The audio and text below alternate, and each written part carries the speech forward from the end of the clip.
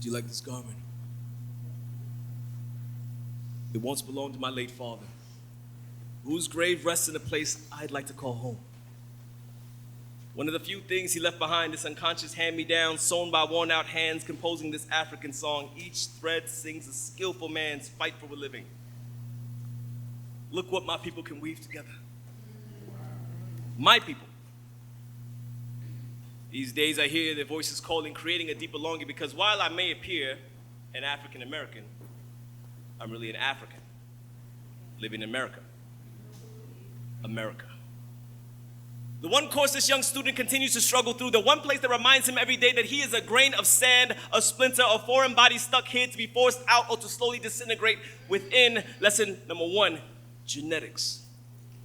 When we arrived to the States, my father would make me and my sister chug a tall glass of milk every night, even if it was spoiled. And like many Western societal standards, I had to force it down my own throat, my own father sits idly by watching, not considering how many Africans lack the ability to digest something that comes from another creature. But hey, I'm drinking milk. And when I grow up, I'm gonna have serious anxiety issues around everything that's dairy related. Lesson number 2, what I call foreign studies, because I had to learn how foreign I was. First name, Michael, not a problem. But the last name, like that pandemic we've been dealing with, a unique virus that travels some 7,000 miles to give the average American a speech impediment. But why is it that they had the disorder, yet I had the depression? Or perhaps because Bach, Vivaldi, and Tchaikovsky were more noble in names to pronounce than Ola Semeka. This is before our current wave of what we understand as Black pride. Before we were just claiming our birthright from Wakanda. We were just all known as the token African booty scratchers, the National Geographic specials, the one who lived in huts, swung from vines, had lions as pets, knowing how to resolve all problems with that. It was all that.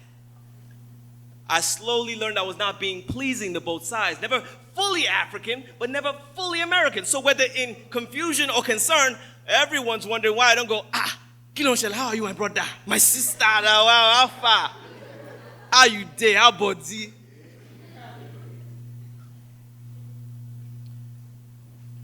Often I wonder, why has I never spoke to you like this on regular occasions? The truth is, assimilating to different cultures, I learned what you Americans call code switching. I learned I was black, not brown. I learned bigger words like segregation and gentrify, where at home it was easy for me to blend in. Here it's easy for me to be identified. I had to learn through stares and inquiries of why am I here when my father's socioeconomic status meant in your little affluent neighborhood you see a little black boy minding his business but still being escorted back home by security because they thought he was an intruder. You know what just couldn't get past me? How my family could enter a higher tax bracket, yet I'd be considered a lower class being. Lower class being. And I thought of myself as one. I acted such until I understood who I was. Until I understood. And get this, I learned of an interesting discussion that took place in regards to my name when I was born. See, my mom was longing for a male child, someone who would carry on the family name. She thought to call me Patrick. It means something about a young man of noble birth, but my father intervened and says, no, we should call him Mikael, which means the Spirit of God would raise up a young man like himself. His origin will never be earthly. It'll always be heavenly.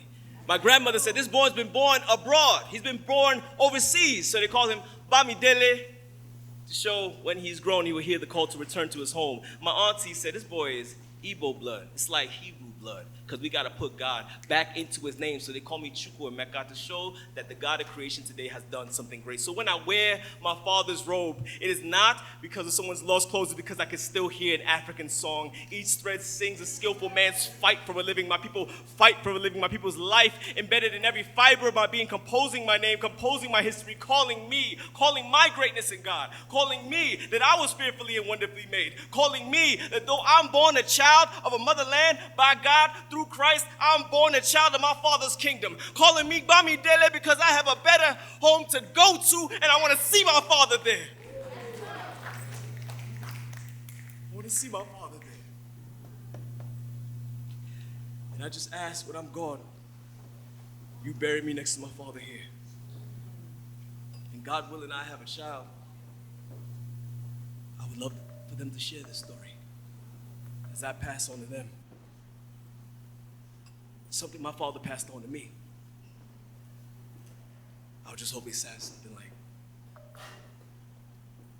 "Do you like this garment? Because it once belonged to my late father, whose grave rests in a place I'd like to call home."